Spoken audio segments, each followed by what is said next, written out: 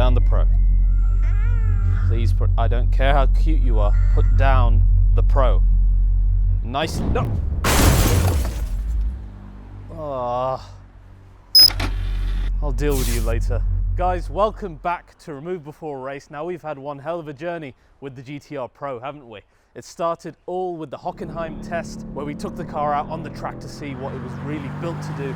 Then we had my very special factory tour where we saw this very car here being built. I had the opportunity to even sign the torque tube. It was an amazing experience. Then of course the collection of that car, but believe it or not, that was the tip of the iceberg. Today is the big video where we really explore what the Pro is like day to day. Then we're going to have some very serious talk about the upcoming Black Series with a huge surprise for you in the middle of the video. And then finally we're going to take the car on the road and do the full review of the Pro at last. So guys, please do join me now for the new AMG GT R Pro.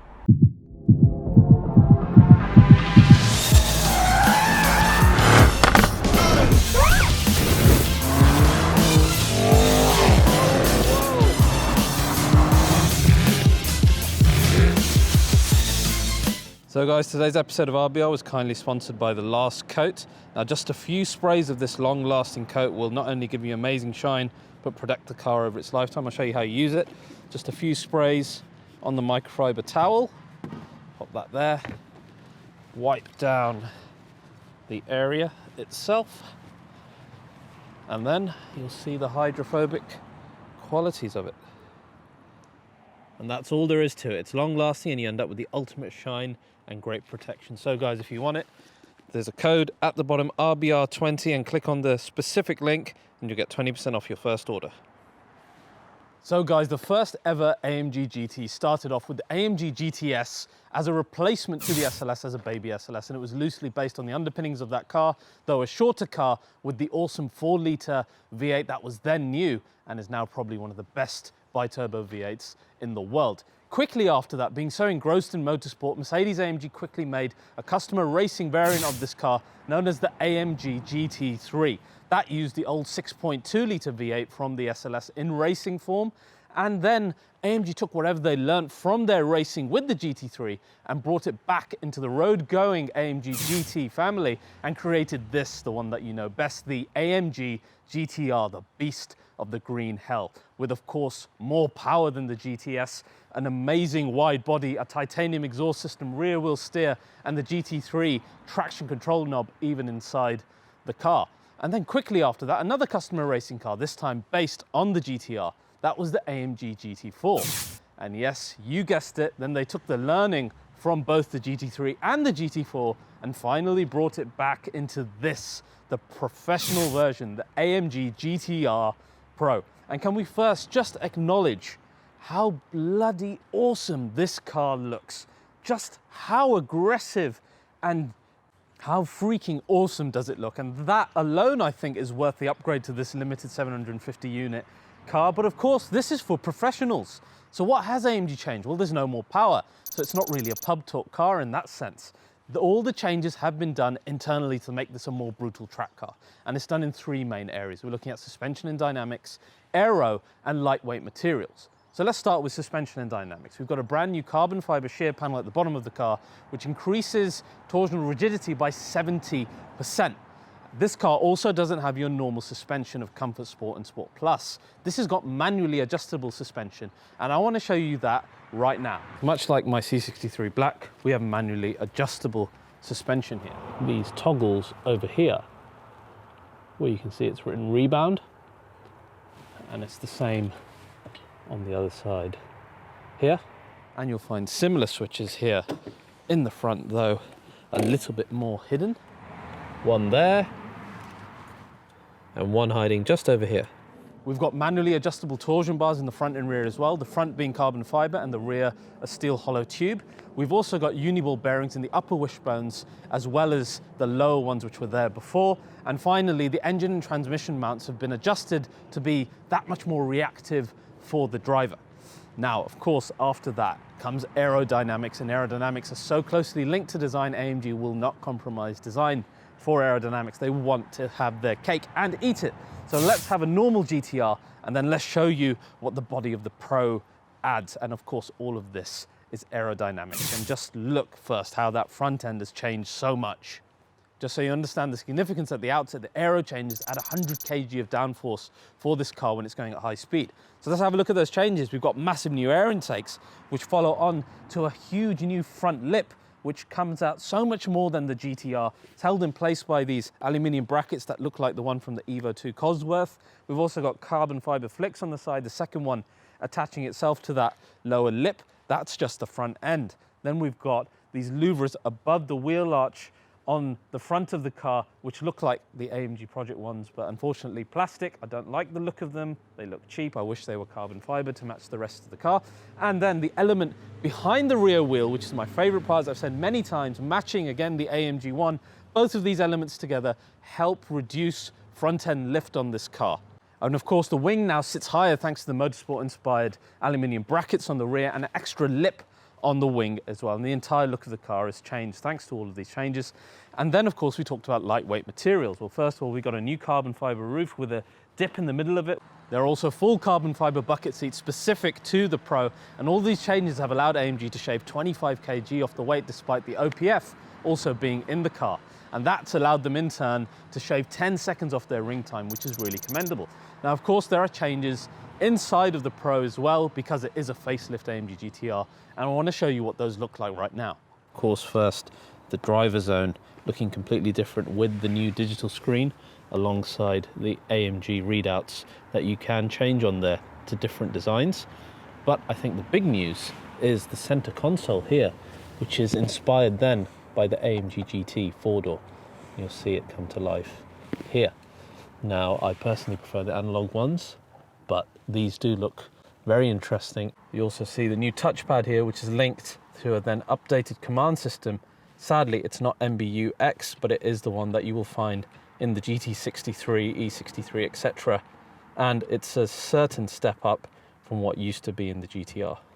We still have the GT3 inspired traction control knob here.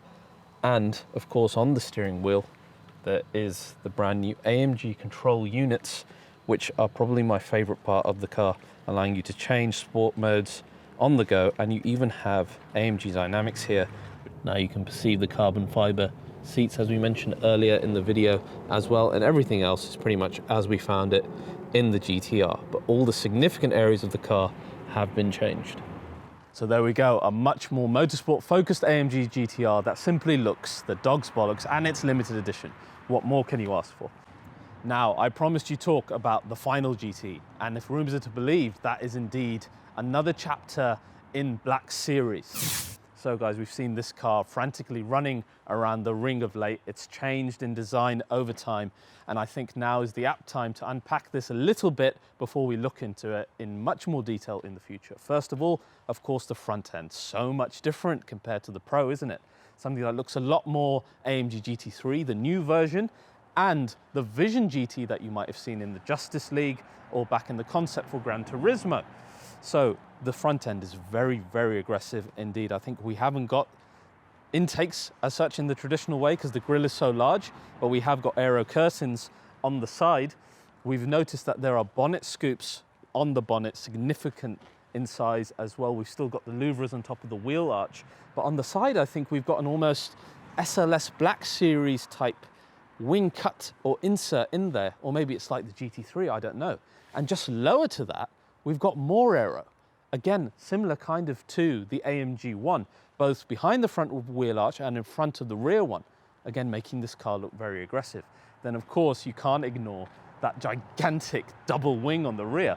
Let's have a look at the rear. Now you have got a double wing, but there's also an active aero bit that seems to be on the top as well. And the lower diffuser completely different. We seem to have quad pipes now rather than the triple titanium exhaust that we had before. And the car just looks wider. I noticed it is running GTC and GTR wheels, but they seem too small for the car, which really excites me.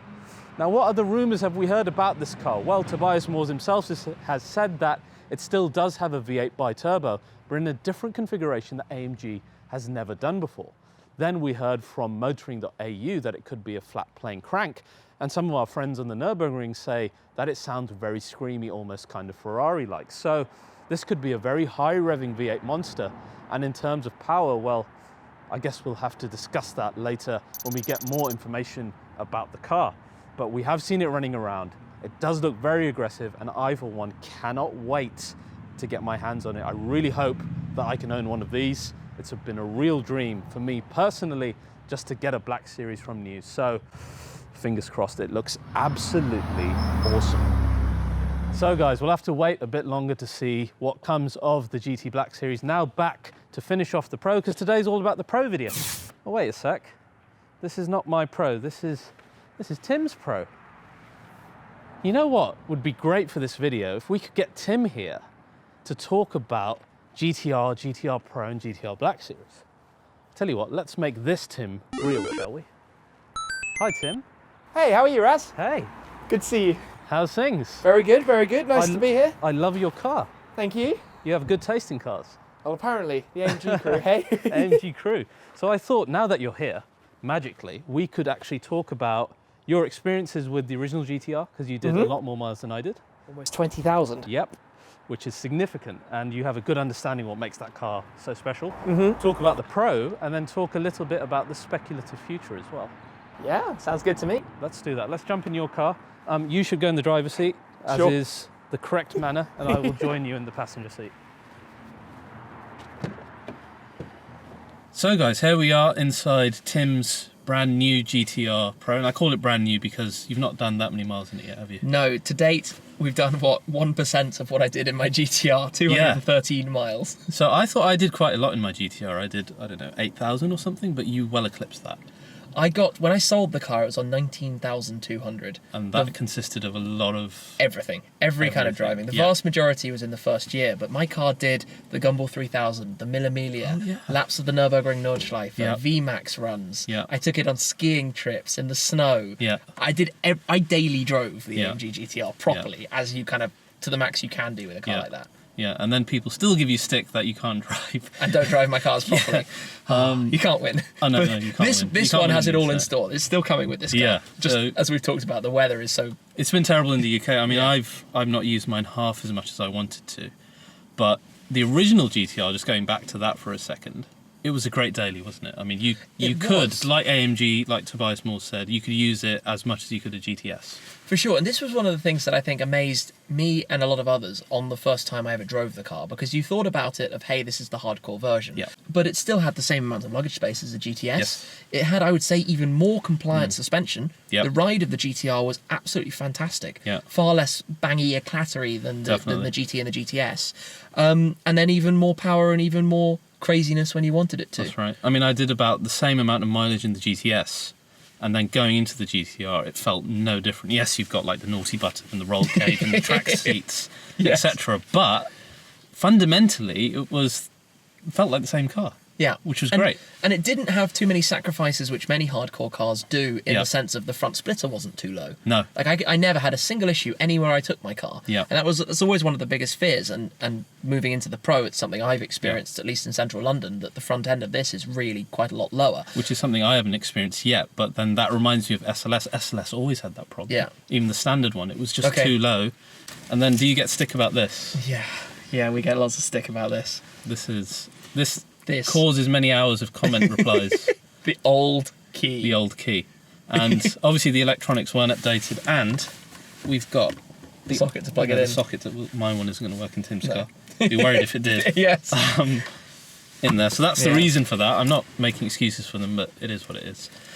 Now, the other thing that was missing, and I don't think we realised this when we did the Hockenheim original first test, was that there's no suspension options. No, and that's quite funny because you have the blanking screen. Yes. But despite that, maybe it's already in a comfort setting. I've not found the ride that bad. How have you The ride of this feels really firm to me. Really? And I drove in Rana 65556's GTR Roadster recently. Okay. And obviously set up like the GTR. That's the one which is the Magno grey with the yellow stripes. Correct, yes. And because that's a normal GTR in terms of configuration, instantly coming out of this car and into that car, I was made familiar again with how much softer the GTR was. Gotcha. Sound as well, though, I thought. Sound is quite different compared to the normal GTR. Probably due to OPF or whatever. Well, I was worried it was going to be much quieter. It crackles less. Yeah. The crackles and the kind of burbling noises are what the OPF basically squashes. That's right. And it is probably half the volume of the original GTR. Really? Yeah, and I think it's because of, obviously, the OPF, etc., noise regs. It's just the way it is, unfortunately, in the era that we're going into. Yep. But it's not... It still sounds like one of the best new cars on the market. So, do you want to give us a little AMG motion startup? See, Tim knows how to do this. Yeah, we can do this. Unlike a lot of We can do this. journalists. 2 presses to turn on the power, just pull forwards a tiny bit. So we will go into... You don't actually need to do that to get the full... Don't you? No, it gives you the full blast when you're holding it, and then it settles down. Okay. AMG nerdy bit. But So pull the upshift paddle. yeah, Red blink on there. Into life. there you go.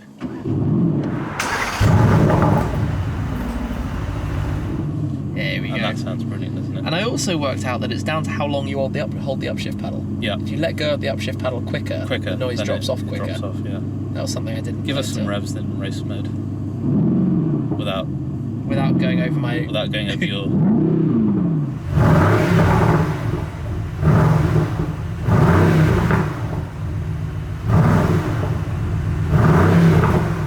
But just don't drive an original GTR or you'll cry like I do. Yes, it's not as good in comparison. Right, so if we turn the car off, a quick chat about the future now. Oh, the future. The future. This is the topic Yeah. of social media. At the moment, The yeah. messages you must receive and definitely the messages I receive. So many forwarded spy shots and Yes. probably my post going to you and all sorts of stuff. Yes, every time you post something Yeah. about the future of the AMG GT line, Yeah. I get shared it a lot. One thing that we need to deal with, because we're having to answer too many questions, it's not going to be called a GT Black Series. No, think Please. about this, guys. Think about this. AMG GT, GTS, GTC, GTR.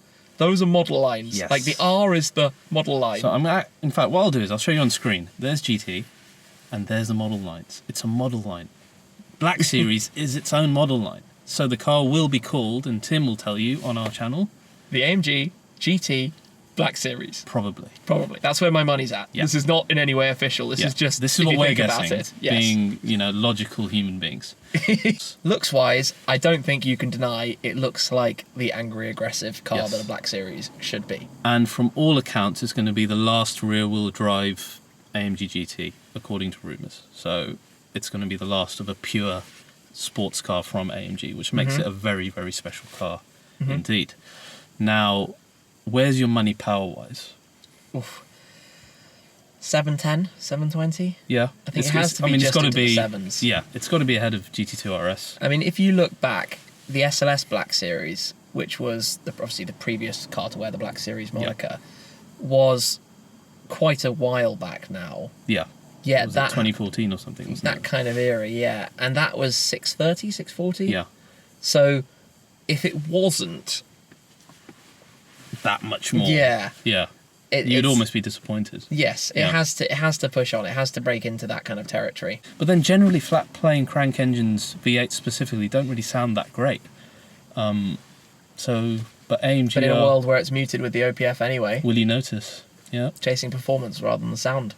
Though historically AMG have always been able to get good sound out of Yes. any engine configuration, right? Yeah, they approached the twin turbo V8 market in a mean, way look that at no that. other brand has. No one has. And the other question that we get asked a lot is why did you buy the Pro when the Black Series is coming? Shouldn't you have waited? Why did you waste your money? Look, we have no guarantee that we're going to be in France for one of those. I think there are a few different parts of this. One, no guarantee of an Yeah. allocation. Both you and I would like Yeah. them. Different topic, so no guarantees. Two, time. Yeah. The Black Series, if it's called that, hasn't been presented yet. Yeah. So by the time it's been presented, manufactured, and delivered, it's probably a year and a half, 2 years after we Yes, probably. receive these, Probably. which is quite significant. And ultimately, I certainly, well, speaking for myself, love the platform. I had 2 great years with my GTR. Yeah. I'd love another year and a half with this. I mean, exactly And then- right. I had 2 years with the GTR, enjoyed every single moment. The thought of not having a GT in the stable, if I'm able to afford it, was just like, what? Why would I do that? Yeah, and given the Pro is here and there are clearly different driving experiences to be learned Absolutely. from it, I think this is actually going to be a really special car. I think Only so. 750 of them.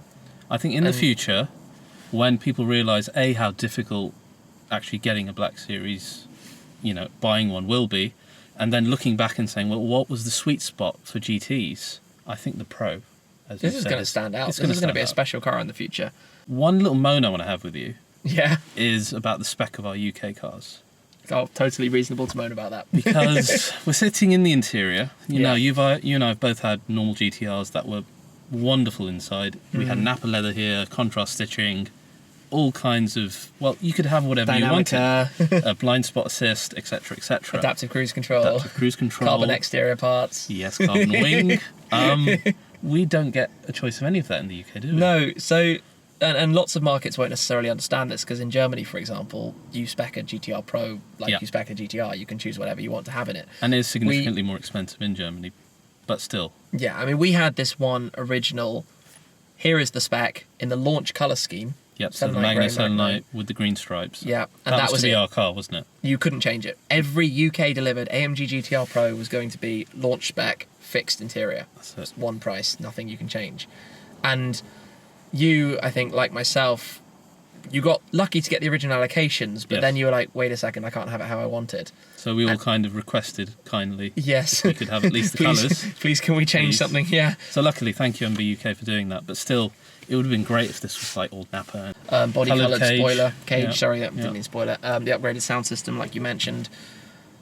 These things I wouldn't have thought twice about. I'd have just ordered them. The tech let's package. hope then, in Black Series, that it's as we want it, rather than being dictated It would be nice, especially with a car like that, because the Black Series will be, you know, I guess it would be the same for you, but if I'm able to get one, it's going to be a permanent car that I keep forever. If I'm keeping it forever, I want to be able to spec it. Has to be the way you want it to be. And on that note, I'm going to see how different this car is to GTR now on the run. Tim, thank you so much for coming. Congratulations again for 10 years. Oh, thank you very much. Thank you. Shmee150. Guys, do check out Tim's video on my garage, because I haven't done anything like that myself. It was quite fun. We had a good look around. It was a very cold day. Yes. But you will enjoy it. There's some nice sounds in there as well, and some nice insights. So check out Tim's channel. You know where to find it. And now I'm going to head out in my Pro and see what it's like on the run. At least you still get a really nice start up in the Pro despite those revs being quieter. Now let's take off and see what this beast can do. It's going to start with a little warm-up lap here at the RBR studio. What we're looking for is, can we discern any changes versus GTR? We talk about power, that 585 brake, exactly the same as the GTR. Very, very, very intimidating. So fun. It's nowhere near GT2 RS scary, but it's just the right amount for a car like this. Though I wish they'd just bumped it up a tiny bit in the Pro, when you consider the Black Series might have close to 700 if it's matching the GT2 RS. That's a lot of gap between this and the Black. They could have added a bit more to make things a bit more exciting for Pro owners. Now this is called the GTR Pro, so look, it is for the pros. And having all the controls on the steering wheel is much like motorsport and F1. You don't need to look anywhere else. Keep your eye on the road and you can acclimatise yourself to changing things while you're on the run. Now much of what's been done in this car is all suspension. And as we said at Hockenheim, the main thing that I felt was how well the car was able to deal with bumps and really sink its nose in. A friend of RBR channel, Maro Engel, was the one who took the GTR Pro to the Nurburgring and shaved 10 seconds off the original GTR's time with this car. So in the right hands, with the changes that have been made, you can make some serious track gains. Now whereas you won't really discern that much on normal roads performance-wise, one thing I do feel is that the back end, especially in terms of suspension, is not as juddery, and I think that's the extra rear ball joints that we have in the rear axle now. Power out of the corner. Oh, yes! You monster! Now, one thing I really think you feel is the extra downforce, the way the nose kind of sticks to the ground. And you also seem to have that much more ability to put down power out of a corner. Oh, it's starting to sound really, really good. More than anything, you just have so much fun in the GTR. I always said as the original GTR was AMG's best driver's car, and I've always said the C63 is the quintessential AMG.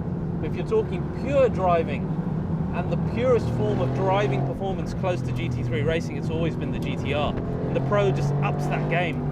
Having the hydraulic steering setup is a very rare thing these days in cars, and for the GTR to have that versus its Porsche rivals and most other rivals is such a bonus for the driver, because the communication you get back through the steering wheel is unrivaled. Of course, the Pro has the four-wheel steering system as well. It feels so kart-like, especially around tight corners, and thanks to the decrease in nose lift in the Pro, you just get that much more of a sharper turn in. And as we said, your speed out of a corner is mega! The other thing I love about the GTRs is even when you're doing driving like this, they're so comfortable. They've still got that Mercedes element in the car. And you can't say that about the Porsches. They are very, very unforgiving.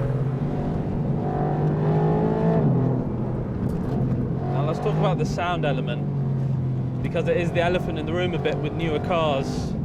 You've got a lot of rev sound coming that I think you guys can hear. Now a lot of that is natural, and a lot of it is being pumped in through the speakers from the engine, so like a live sound, as we have in the E63 and the GT63. And unfortunately that's had to come in because of the inclusion of the OPF filter into the GTR. It's still got that titanium exhaust system, but because of it, all the volume is just half what it used to be. Now you probably noticed it less when I was driving in anger, but let's say I was in race mode as we are now, coming off the throttle, just going down the road. Where are my bangs? They're not really there. And this is kind of the big difference between the two cars. So we're in race mode. There's a nice bang, but they come very rarely. And this is the thing, they're there, but they seem to come rarely. Now, this is a bit like the C63S facelift, where the bangs seem to be almost limited to protect the cats of the car. I wonder if that's the same with this. That being said, I do like the rev build up. I like it when you get the odd bang now and then. It reminds me a bit of my C63 Black Series, where it was all a bit more random and not as programmed in. See, that sounds really good, doesn't it? I mean, it's still more theatrical than something like the GT2 RS in terms of volume, but just not as special as the old GTR. And now, so easy to switch back into comfort from here. And listen how quiet it is. All I'm getting now is just road noise. That's it. Now in the old GTR, even in comfort with the exhaust off, you get quite a powerful V8 rumble, which you're not getting. This is very, very quiet at the moment. Pop the exhaust on from the steering wheel, you get a bit more of a rumble going on, but it's quite sedate. And this brings me on nicely to the daily use aspect of the GTR Pro specifically. And of course, if you go into something like Sport Plus, what you don't have in the GTR is going in here to AMG Dynamics and switching things to basic. So we can have the exhaust and the engine still in Sport Plus, but you've got the suspension and the brakes and the steering in a more comfortable setup. Or the other way around, we can go into comfort, stick AMG Dynamics into Pro, and you've got sharper steering and a slightly tighter suspension setup, while the gearbox and the engine itself are a bit more relaxed. And that's the benefit you get across the line of the new facelift GTs. Now versus something like the GT2 RS that we tested last time, I found that car to be very unhappy doing daily things, motorway drives and going in and around town, because it was just so hardcore. But the beauty of the GTR, especially the Pro with its little changes, is it's so usable daily, but it just looks phenomenal on the road. The suspension is surprisingly compliant, the steering is so easy, the four-wheel steer makes it easy for little maneuvers in and around town. But the Pro gives you the best of both worlds, and it's going to be, I think, the sweet spot of the GT family in the future. Give it a few years and these cars are going to be so sought after when you see how quiet and emotionless new cars are. We're really coming out of the peak of emotional combustion car engines now. Enjoy this, guys, while you can. And we're so fortunate to live in the era that we do to enjoy these cars. I'm sure the EV and hybrids of the future will have their own pull and be exciting in their own ways, but this way of having fun can only be found in cars like the GTR Pro. Utterly menacing looks, a bombastic soundtrack, superb handling capabilities, and still daily usage makes this pretty much the best car that AMG have ever built. All it needs is an exhaust and it's damn near perfect. So guys, I hope you enjoyed this full review of the AMG GT R Pro. Truly, I think the best car that AMG make in terms of driving performance right now, as it should be. So thank you for watching. Please do like, subscribe and share. And as always, I'm going to shoot off into the distance and have some more fun. See ya.